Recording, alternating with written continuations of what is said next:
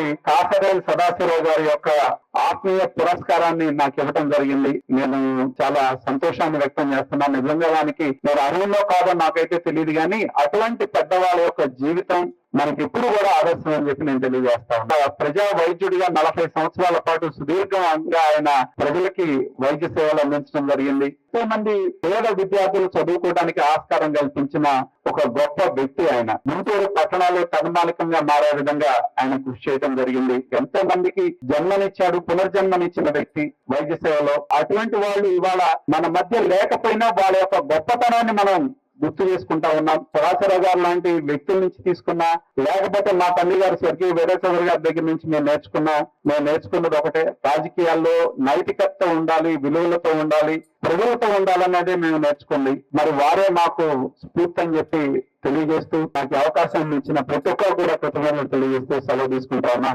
Jai Hind.